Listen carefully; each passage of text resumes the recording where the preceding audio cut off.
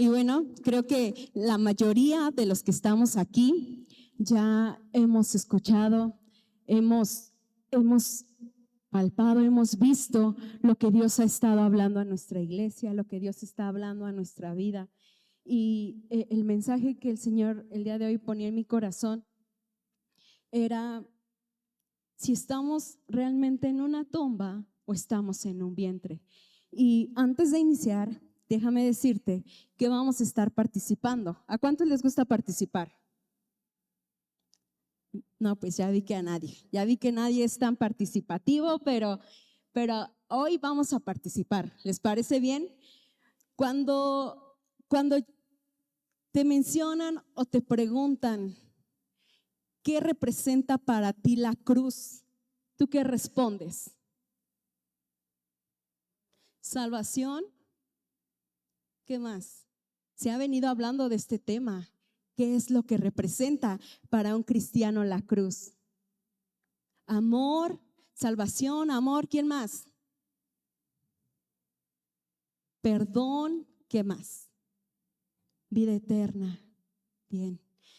Salvación, amor, perdón, vida eterna. Qué bien que tengamos esa conclusión. Pero ¿sabes? Cuando los discípulos miraban la cruz, ellos miraban muerte. Ellos creían que cuando estaba esa cruz, cuando estaba Cristo crucificado, era el final de todo. Y mientras ellos veían que todo estaba apagado, Dios miraba la cruz como que todo estaba abierto. Los discípulos, cuando veían la cruz, miraban que era el fin de todo. Pero cuando Dios miraba la cruz, veía que era el inicio de todo.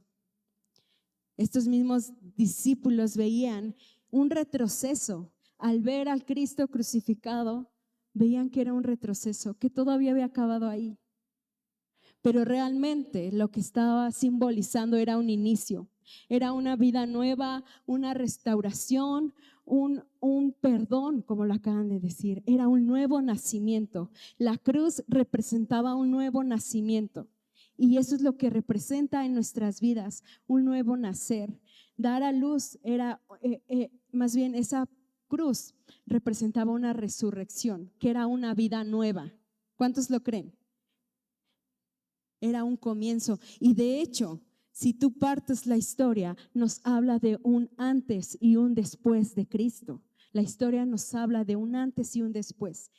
Y mira, yo creo que, no sé si tú estás captando esto a lo que viene este comentario, que a veces nuestros ojos no ven como los ojos del Padre. Porque los discípulos veían final, veían muerte, veían que todo se había acabado. Pero Dios en esa cruz estaba viendo un inicio, estaba viendo un antes y un después, un parteaguas en la historia, una resurrección, un nuevo nacimiento a través de ese sacrificio. Y en Colosenses 2:14, si me pueden acompañar, nos dice, anulando el acta de los decretos que había contra nosotros, que nos era contraria, quitándola en medio y clavándola en la cruz. Y si tú has venido viendo o si has visto lo que el Señor nos está hablando, Él nos está diciendo que hubo una transferencia de pecado a través de esa cruz, porque Cristo fue el que cumplió completamente la ley. Y dice que toda esa ley, toda esa acusación que venía hacia nosotros está clavada en una cruz. Entonces la cruz nos está representando que somos justicia delante de Dios. Representa que nosotros somos la justicia de Dios. Y yo me preguntaba, Señor, pero pues hay mucha imperfección en mí. Hablo en mí, Señor, hay mucha imperfección. Pero el Señor me decía, es que tú estás viendo con tus ojos, pero mis ojos son hermosos. Los ojos del Señor son hermosos y ahora Él ya no te ve a ti, Él ya ve a Cristo, porque somos esa justicia de Dios, porque a través de esa fe, la cruz de esa fe en la cruz, de creer en la cruz, nos acredita como justos. Cuando creemos la obra redentora, la obra en la cruz, nosotros somos justos. Y ahora ya no nos ve a nosotros, nos ve. El Padre ya no nos ve a nosotros. ¿A quién ve? A Cristo en nosotros. La cruz, a lo mejor nosotros podemos ver tumba, podemos ver muerte, pero Dios ve vida en medio de esa cruz. Y mira, en Juan 16, 21, del 21 al 22, no sé si tú me puedes acompañar ahí. ¿Cuántas? Veo que habemos muchas mujeres. ¿Cuántas de las mujeres que estamos aquí son mamás? Alcen su mano, pues parece que no están contentas. Bueno, pues antes de ser mamás, ¿qué tuvieron? Antes de dar a luz, hubo un sufrimiento, ¿no? Hubo dolores antes de dar a luz, antes de anunciar vida, hubo un sufrimiento, hubo contracciones. Y sabes, esto nos dice la palabra. Si vamos nuevamente a este capítulo, dice, la mujer cuando da a luz tiene dolor porque ha llegado su hora, pero después que ha dado a luz un niño, ya no se acuerda de la angustia por el gozo de que haya nacido un hombre en el mundo. En el 22. También nosotros ahora tenemos tristeza, pero os volveré a ver y se gozará nuestro corazón y nadie nos quitará el gozo. En la cruz del Calvario, en su momento para Cristo fue un dolor, fue ese Calvario, fue ese dolor, fue ese sufrimiento. De hecho, cuando él estaba antes de ir a padecer, él le decía al Señor que pase de mí esta copa, porque había sido revelado tanto sufrimiento que iba a ser, que iba a tener. Ese sufrimiento ya iba a ser revelado para su vida. Porque la palabra dice que en el mundo tendremos aflicción, ¿verdad? Pero que estemos tranquilos porque Él ha vencido al mundo. Entonces,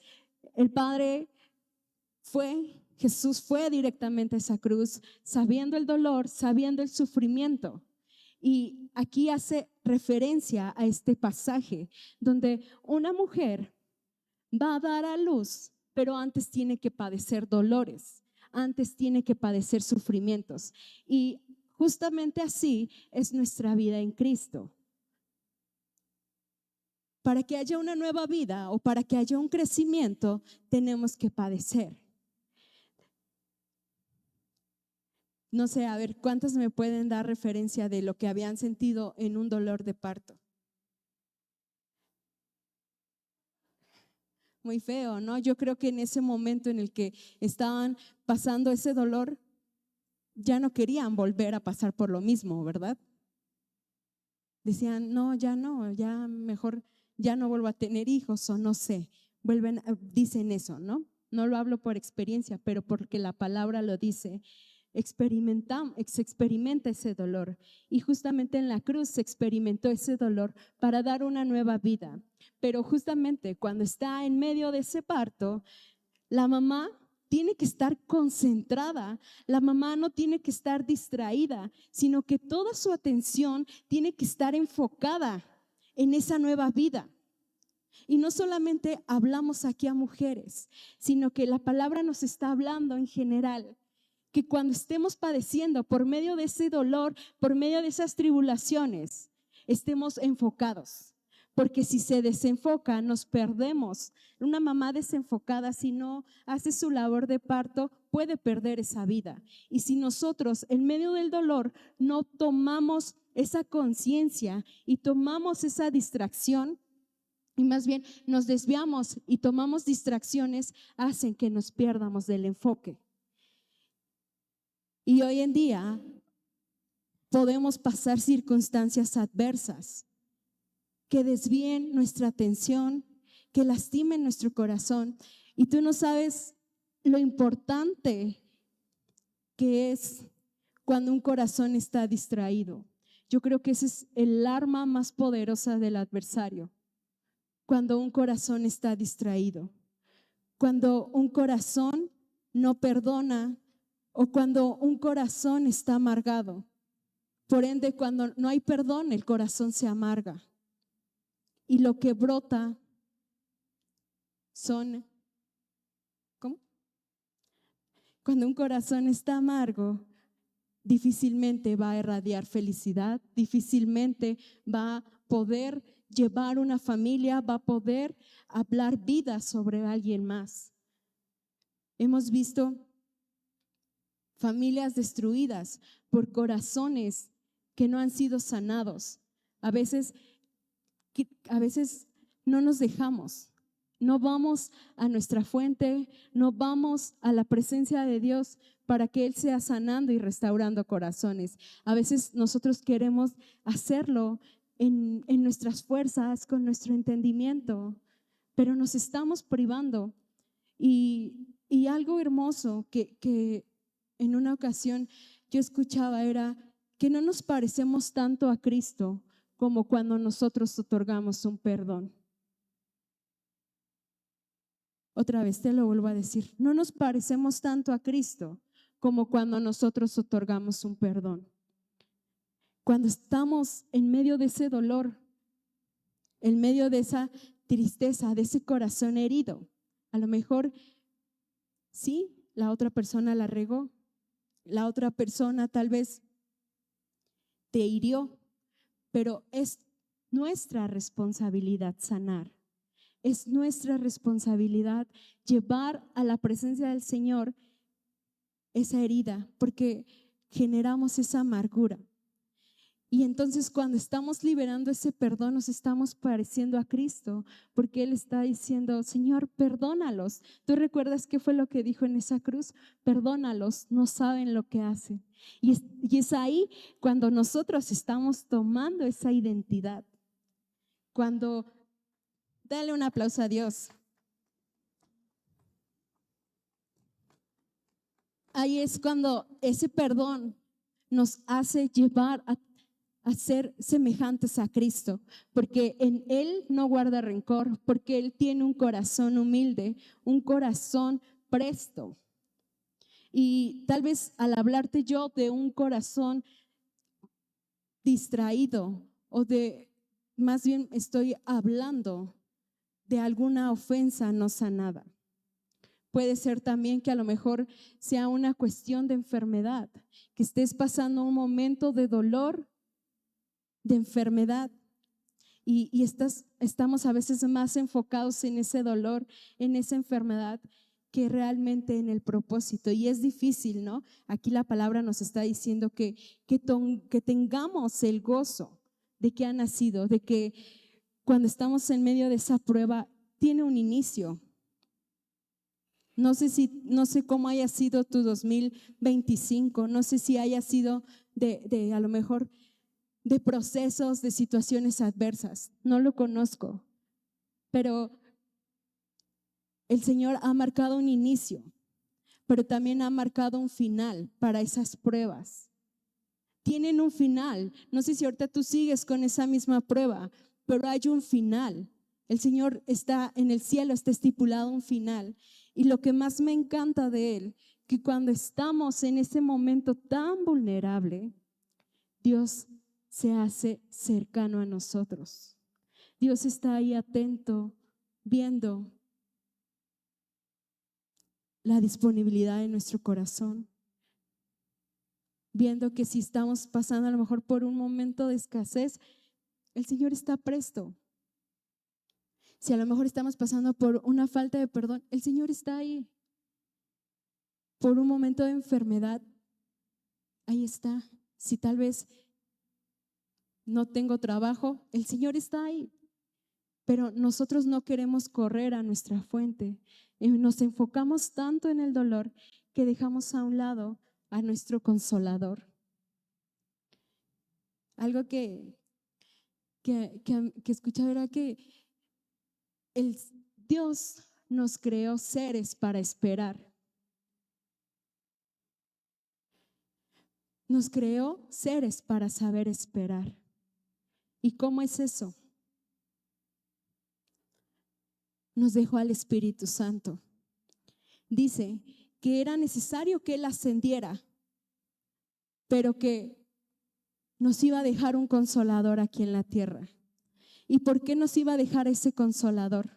Porque Él iba a ascender y porque nuestra alma y nuestro espíritu iba a desearlo tanto, que íbamos a estar inconsolables, pero que nos iba a dar un consolador que era el Espíritu de Dios. Era el Espíritu Santo el que iba a estar con nosotros.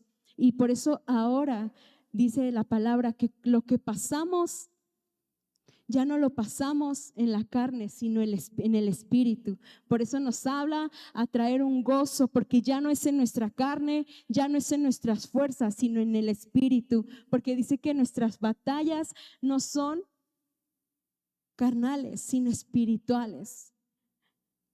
Y ahora tenemos ese consolador, tenemos ese aliado que en medio de la adversidad, en medio de la prueba, Él está ahí animándonos, porque el adversario constantemente nos va a estar acusando, nos va a estar diciendo: no lo hagas, no perdones, pero recuerda lo que hizo, pero recuerda tal cosa, pero recuerda que ni siquiera tienes un empleo. Y el enemigo va a estar ahí, pero Dios nos dejó a ese consolador que nos va a estar animando, que nos va a estar, yo me imagino así, ¿no? Como diciendo: tú puedes, tú dale. ¿Sí? ¿Cuántos lo creen?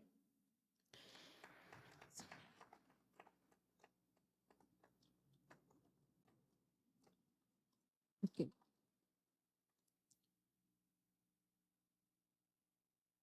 Y mira, hablábamos que la cruz no nos representaba una tumba, sino nos representa vida, nos representa un nuevo nacimiento.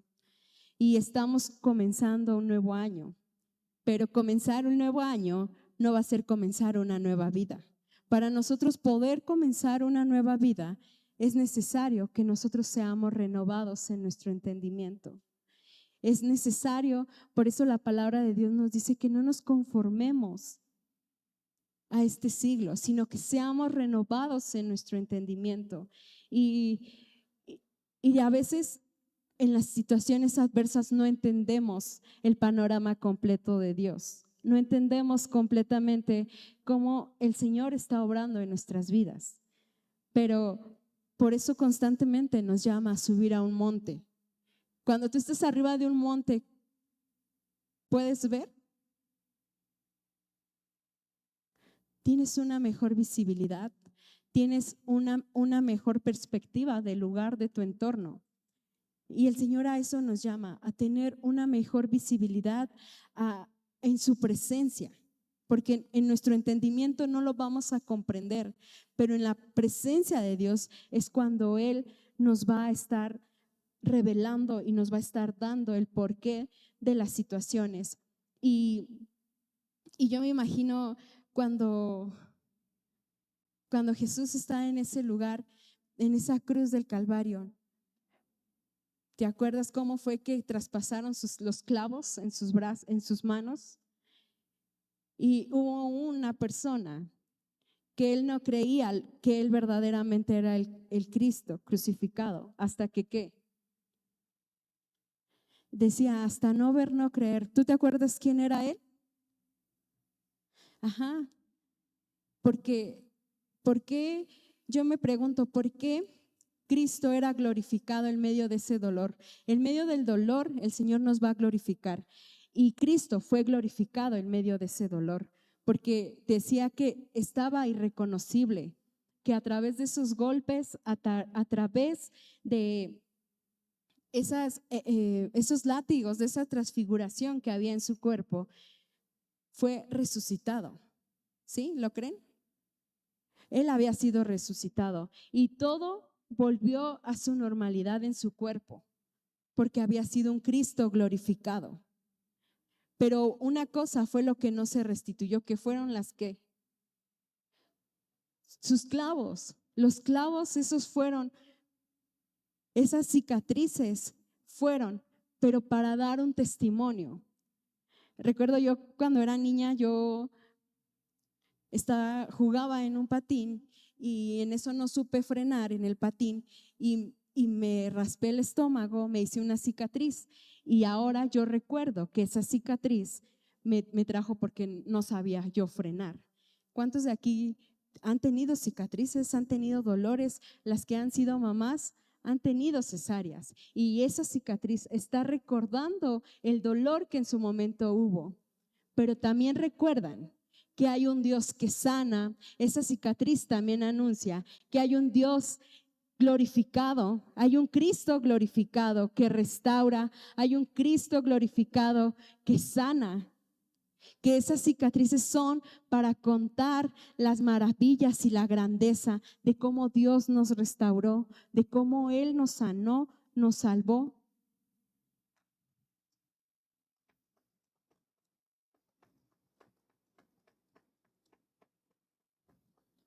¿Sí? Esas cicatrices prueban de que estuvimos en una batalla, pero que Cristo nos sana. Y muchas veces ese padecimiento de sufrimiento es para tener una intimidad con Dios. Porque a veces, si todo va bien, luego, seamos honestos, nos confiamos. Caminamos confiados y olvidamos. Dejamos de ver esa cruz. Pero el Señor nos llama y nos dice con amor: necesito que crezcas, que a partir de este padecimiento quiero traer una vida nueva, quiero anunciar algo nuevo.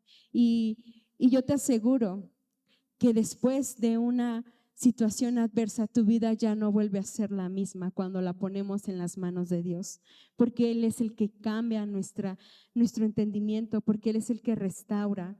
Y de esto habla un pasaje que se encuentra en Ezequiel 47:1.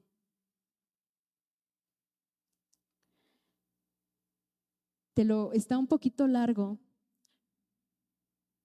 pero mira, vamos a iniciar con el primer 47:1. Dice: me hizo volver luego a la entrada de la casa, y he aquí aguas que salían, que debajo del umbral de la casa hacia el oriente, porque la fachada de la casa estaba al oriente, y las aguas descendían debajo hacia el lado derecho de la casa, al sur del altar.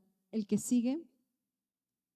Y me sacó por el camino de la puerta del norte y me hizo dar la vuelta por el camino exterior, fuera de la puerta, al camino de la que miraba al oriente, y vi que las aguas salían del lado derecho. Y salió el varón hacia el oriente, llevando un cordel en su mano, y midió 1000 codos, y me hizo pasar por las aguas hasta los tobillos. Midió otros 1000 y me hizo pasar por las aguas hasta las rodillas. Midió luego otros 1000 y me hizo pasar por las aguas hasta los lomos.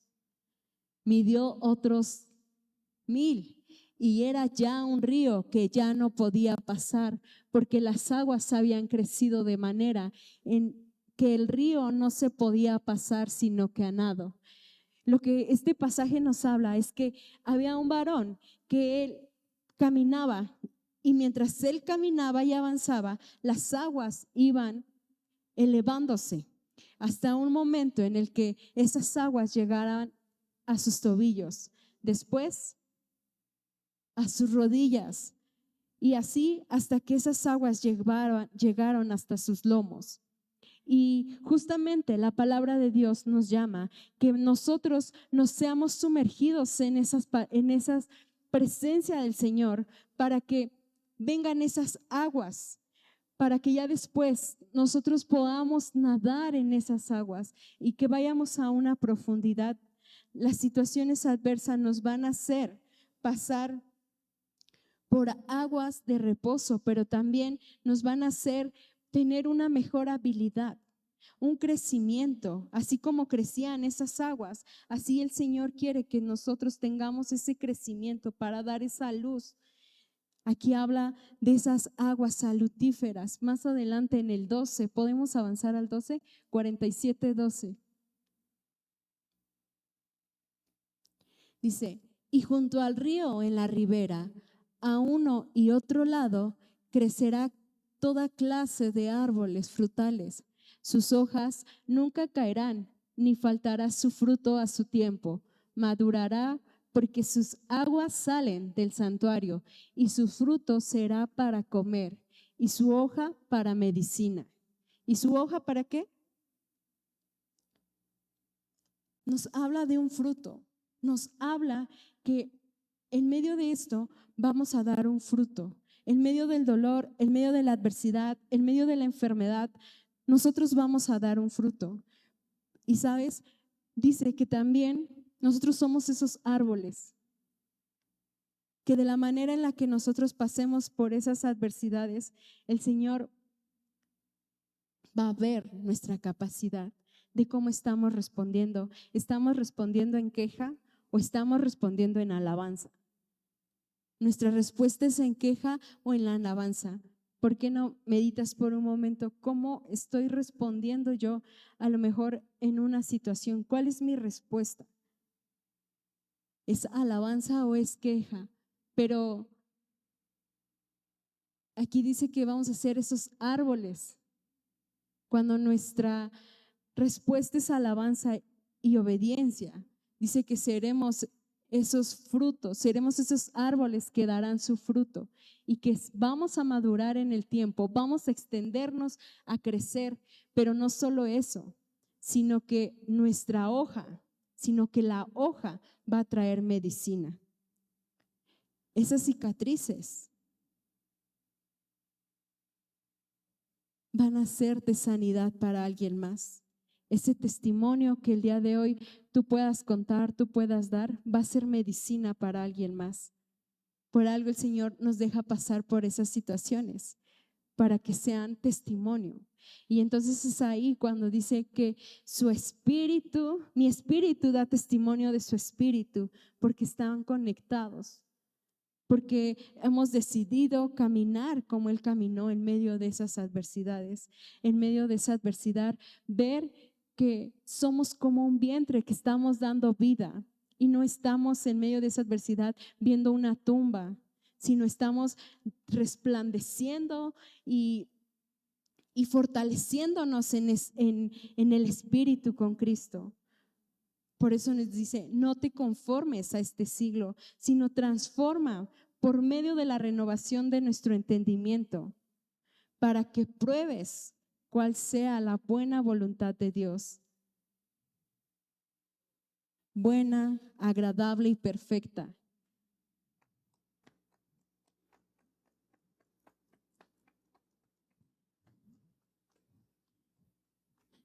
No, es como un llamado. Yo veía que era como un llamado a caminar confiadamente. Un llamado a caminar confiadamente que aunque nosotros pasemos por las aguas, dice que no nos van a ahogar. Aunque pasemos por el fuego, no nos va a quemar, porque estamos confiados en Él, porque sabemos que su voluntad siempre es buena, siempre es agradable, siempre es perfecta, aunque en el momento no la entiendamos. Si ahorita estás pasando por una situación de enfermedad, tal vez nosotros no podamos ver que tal vez esa voluntad sea perfecta, pero el Señor ya tiene un panorama completo. El Señor ya tiene una visibilidad completa de nuestra situación. Por eso dice, no te conformes, porque el mundo nos puede decir, pues si tienes a Dios, entonces ¿por qué estás pasando por esto? Pues si tienes a Dios, ¿por qué te está yendo así, de la patada? Pero el Señor nos dice, hay veces que también es por nuestra negligencia, por nuestra desobediencia, pero cuando el Señor nos pasa por medio de esas pruebas, es porque Él quiere darnos algo más. Él quiere extendernos para que demos un fruto, para dar vida, para poder dar testimonio del Espíritu, para que nuestro espíritu dé testimonio de su espíritu, de que somos hijos y que estamos renovados en nuestro entendimiento. entendiendo que cualquiera que sea la voluntad de mi Padre, su voluntad es buena, porque Él es soberano, porque Él no cambia, Él es inmutable, Él sigue estando, porque Él es excelso. Y mientras estemos aquí en la tierra, vamos a ser perfeccionados cada día, hasta estar en la estatura del varón perfecto. Y es necesario pasar por situaciones adversas, y es necesario pasar por enfermedad, es necesario pasar por escasez, pero también es necesario reconocer nuestra identidad de hijos. Y aún como Pablo, nosotros podamos decirle, aún en la abundancia, aún en la escasez, aún en la enfermedad, aún en la salud, Señor, yo te alabo, con todo yo te alabo, Señor, con todo yo te adoro, Señor, porque tú eres mi creador, Padre, porque tú eres mi hacedor, porque tú eres la resurrección, tú eres la vida. Y en su palabra nos dice que el que cree en mí vivirá. Dice que aunque estemos muertos, viviremos en él, porque hemos creído en el Hijo de Dios, hemos creído que Él es el que nos transforma, que nos cambia. Amén.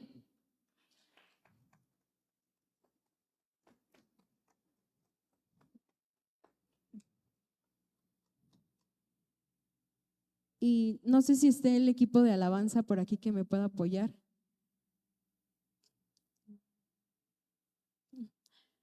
Rápidamente, ojalá nos puedan apoyar.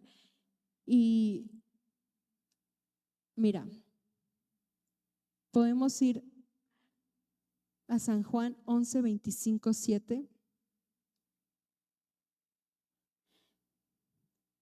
Dice, le dijo Jesús, yo soy la resurrección y la vida. El que cree en mí, aunque esté muerto, vivirá. Y todo aquel que vive y cree en mí no morirá eternamente. ¿Crees esto? Le dijo, sí, Señor, yo he creído que tú eres el Cristo, el Hijo de Dios, que has venido al mundo.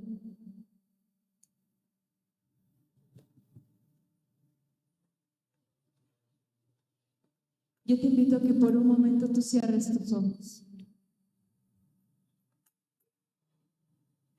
El Señor nos pregunta, ¿tú has creído?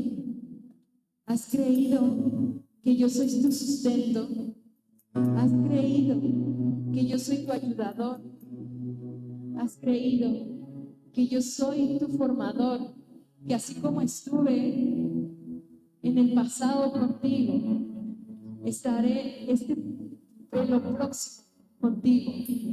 No te voy a dejar ni te voy a desamparar, dice el Señor, porque yo soy la resurrección. Aunque en medio de esta adversidad tú sientas que ni siquiera estás caminando con propósito o que estás perdido o desenfocado, el Señor dice, aunque creas que estás muerto, aunque mueras, vas a vivir, porque mi plan va más allá de esta tierra, porque mi plan va más allá de lo que tú puedas estar padeciendo en este momento. Mi plan va más allá, porque yo soy la resurrección, yo soy la vida, yo soy tu Salvador.